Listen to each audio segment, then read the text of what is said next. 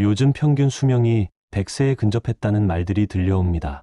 여러분은 100살까지 살고 싶으신가요? 많은 분들이 수명이 늘어 오래 산다고 해서 행복한 것은 아니라고들 말합니다. 그도 그럴 것이 나이가 들면 자연스레 건강이 악화되고 요양원에 들어가게 되는 것을 상상하면 눈앞이 깜깜해진다는 것입니다. 정신이 멀쩡해도 거동이 어려워지면 내 마음대로 할 수 있는 것이 단 하나도 없는 게 노후의 삶입니다. 자식이 있더라도 요즘 어떤 자식이 부모를 부양하려고 할까요? 부모로서 자식에게 짐이 되기 싫어서, 눈치가 보여서 어쩔 수 없이 요양원을 선택하게 되기도 하는데요. 그 순간부터 통제된 삶이 시작됩니다. 재산이라도 손에 쥐고 있다면 자식들이 찾아오겠지만 그게 아니라면 돈만 보내고 나몰라라 하는 사람들이 참 많습니다. 돈이라도 보내주면 다행입니다. 나중에는 요양원 비용이나 월세도 밀리고 연락도 안 받는 상황이 오기도 하는데요. 오늘은 좁디 좁은 고시원에서 생활하는 할머니와 한 청년의 사연을 통해 우리가 외면하고 있는 슬픈 현실에 대해 생각해보는 시간을 갖겠습니다. 제가 20살이 되던 해에 부모님으로부터 독립하게 되었습니다. 막상 독립을 하려니 어디서 살아야 할지 막막하더군요. 살 곳을 알아보던 중 달빛이 비추는 곳을 보니 전단지 한 장이 붙어 있었습니다. 전단지는 월 10만 원의 식사 제공까지 해주는 고시원 광고였습니다. 어린 나이에 추진력이 빨랐던 저는 곧장 전단지에 적힌 번호로 전화를 걸었고 고시원 원장은 방이 딱 하나 남았다며 일단 보러 오라고 하더라고요. 하지만 막상 고시원을 가보니 건물도 오래됐고 군데군데 곰팡이가 핀 흔적이 보였습니다. 이뿐만 아니라 냄새도 얼마나 고약한지. 여기서 살 수 있을까 잠깐 고민해봤지만 방은 비교적 깔끔했고 10만 원에 이 이상 바라는 것은 욕심이라는 생각이 들어 계약을 하게 되었지요. 계약을 하고 나니 원장이 문득 하는 말이 옆방에 할머니가 계시는데 시끄러워도 이해달라는 말을 하는 것이었습니다. 왜 이제서야 이 말을 하나 싶기도 했지만 알겠다고 하고 넘어가게 되었습니다. 짐 정리를 하고 밤이 되었을 때 원장 말대로 할머니가 있다는 옆방에서 소음이 들려오기 시작했습니다. 통화하는 것 같기도 하고 혼잣말을 중얼거리는 것 같기도 하고 잘 모르겠지만 귀가 둔한 편이었던 저는 잘 준비를 하고 있었습니다. 그때 갑자기 방문을 두드리는 소리가 들렸습니다. 고시원에 총무인가 싶어 문을 열었는데 할머니 한 분이 서 계시는 것이었습니다. 인상이 참 선해 보이는 할머니의 손에는 바리바리 무엇인가 들고 계셨습니다. 한겨울인데도 불구하고 내복 한 장과 조끼 하나 걸치고 있는 모습이 마음 한켠에 걸리긴 했으나 고시원에 대한 설명과 들고 오신 음식을 주시며 젊을 때 잘 챙겨 먹으라는 말씀에 감사해하며 음식과 과일을 받아들었습니다. 그 이후로도 몇 번이나 저를 따뜻하게 챙겨주시던 옆방 할머니. 어느 날 밝은 미소만을 보여주시던 평소와는 다르게 훌쩍이는 소리가 옆방으로부터 들려왔습니다. 엄마 좀 데리러 와주면 안 되겠니? 라는 말이 스치듯 들리게 되었고 자녀가 있구나 짐작하게 되었습니다. 내가 참견할 일은 아니지만 어떻게 어머니를 이곳에 혼자 둘 수 있을까 생각하며 이게 바로 현대판 고려장이 아닐까 하며 씁쓸한 마음으로 밖으로 나갔습니다. 담배를 한 대 피러 나간 곳에는 고시원 원장도 앉아 있었는데 담배 불을 붙이며 나에게 말을 건넸습니다. 할머니가 시끄러워서 신경 쓰이죠. 실은 하나밖에 없는 아들 며느리가 노인네 냄새 난다고 요양원으로 보내자고 했대. 근데 요양원 비용이 좀 비싸야지. 그래서 아들이 그냥 고시원에 보내놓은 것 같더라고. 나는 자식이 찾아오냐고 물었지만 5년 동안 딱 한 번 와서 인사만 하고 바로 돌아갔다는 대답이 돌아왔습니다. 원장은 참견할 일은 아니지만 너무한 거 아니냐며 혀를 끌끌 찼다. 할머니가 집이 그리워서 한 번 가면 안 되냐고 물을 때마다 아들은 며느리 눈치를 보는지 절대 안 된다고 거절했다고 한다. 정붙일 곳이 없는 할머니가 나에게 잘해주는 이유를 조금은 알 것 같았습니다. 그 후로 옆방 할머니의 울음소리가 들릴 때마다 얼마나 서러우실까 걱정도 되고 아들이 참 너무하다라는 생각이 들었습니다. 제가 할 수 있는 것은 어쩌다 한 번씩 할머니의 말동무를 해드리는 것밖에는 없었습니다. 할머니는 당신의 사연을 단 한 번도 나에게 얘기한 적이 없었기 때문에 저도 굳이 내가 알고 있는 것을 입 밖으로 꺼내지 않았습니다. 그러던 어느 날 옆방 할머니가 짐을 바리바리 싸서 나가려는 모습이 눈에 들어왔습니다. 저는 할머니에게 다가가서 짐을 옮겨받아 1층까지 옮기는 것을 도왔습니다. 가실 곳이 생겼나 싶어 어디를 가시냐 물었고 할머니는 이제 고시원에서 나가게 되었다고 대답하셨습니다.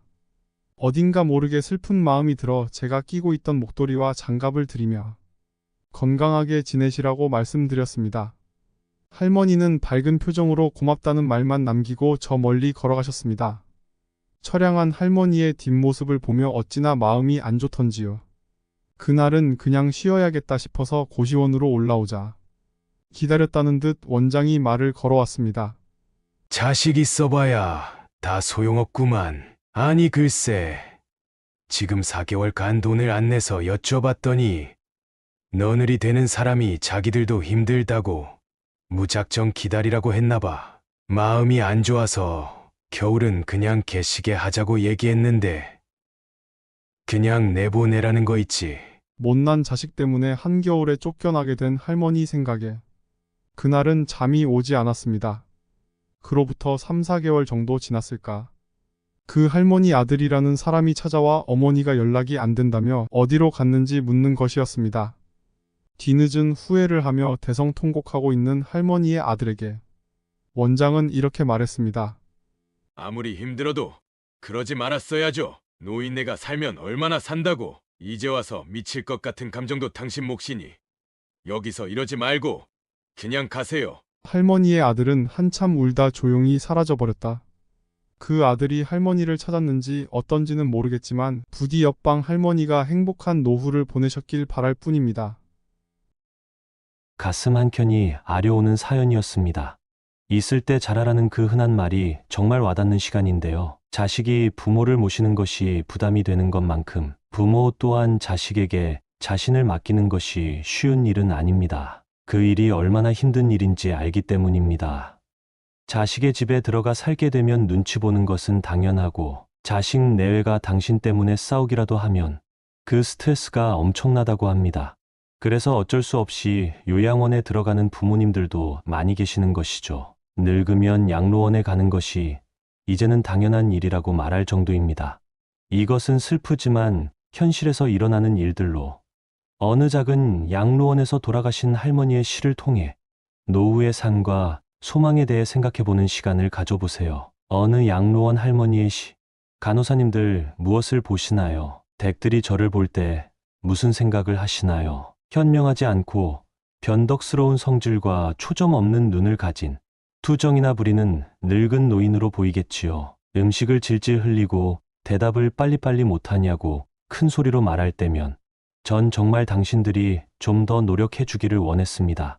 당신들이 귀찮다고 주먹질을 할 때는 맞아가면서도 전 정말 안 움직이는 몸속에서 용기를 내어 헛손질로나마 싸우고 싶었던 것이랍니다.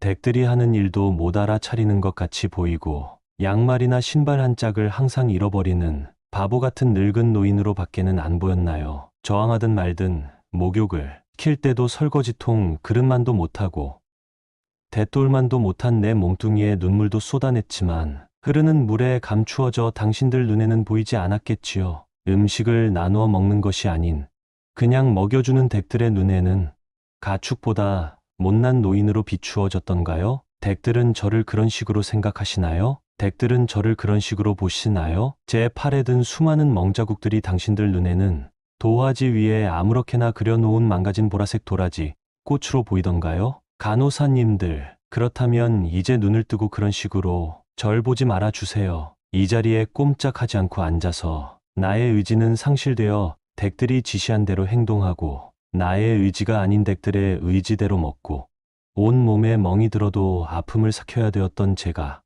누구인지 말하겠습니다. 제가 10살 어린아이였을 땐 사랑하는 아버지도 있었고 사랑하는 어머니도 있었고 형제들도 자매들도 있었답니다. 16이 되었을 땐 발에 날개를 달고 이제 곧 사랑할 사람을 만나러 다녔답니다. 20살 땐 평생의 사랑을 평생 지키기로 약속한 결혼 서약을 기억하며 가슴이 고동쳤답니다. 25살이 되었을 땐 안아주고 감싸주는 행복한 가정을 필요로 하는 당신들 어린 시절과 같이 귀엽던 어린 자녀들이 생겨났답니다. 30살이 되었을 땐 어리기만 했던 자녀들이 급속히 성장해서 서로 오래도록 지속될 관계가 맺어졌답니다. 40살이 되었을 땐 어리기만 했던 아들, 딸들이 성장해서 집을 떠나게 되었지만 남편은 제 곁에 있어 슬프지 않았답니다. 50살이 되었을 땐 제 자식들은 직장에서 일을 하고 손주를 제 무릎에 안겨주며 그때 비로소 인생의 맛을 느끼는 저 자신을 알게 되었답니다. 마침내 어두운 날들이 찾아와 내 옆에 있던 이가 먼저 하늘로 떠나게 되면서 앞으로의 삶을 생각해보니 두려운 마음에 몸이 오싹해졌답니다. 자녀들이 모두 자기의 자식을 키우고 있는 그 모습을 보고 난 내가 알고 있던 지난 날들과 사랑을 한번 생각해봤답니다. 저는 이제 늙은이가 되었는데 참으로 우습게도 늙은이를 바보처럼 보이게 만드는 것들을 보면서 세월은 참으로 잔인한 것 같다는 생각도 해봤답니다. 몸은 망가지고 우아함과 활기는 떠나버렸고 한때는 마음이었던 것들이 이제는 무딘 돌이 되어버렸답니다. 시체와도 같은 이 늙은이 속에는 아직도 어린애 같은 마음은 살아있어 가끔씩 다 망가진 이 가슴이 부풀어 오는 때가 있답니다. 좋아하는 사람이 생겨 젊은 시절처럼 사랑도 하고 싶다는 꿈도 꾸어본답니다. 즐거웠던 일들을 기억해보고 고통스러웠던 일들을 기억해보면서 난 지금 다시 한번 삶을 사랑하며 이렇게 살아가고 있답니다. 너무 짧고 빨리 지나간 지난 날들을 생각하면서 영원한 것은 아무것도 없다는 엄연한 현실을 받아들이기로 했답니다.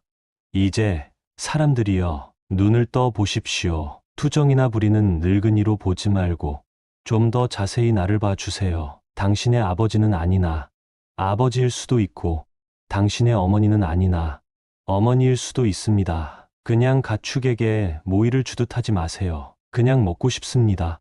멍들게 하지 마세요. 가슴 속에 멍을 안고 떠나지 말게 해주세요. 사는 동안 간절한 내 소망입니다.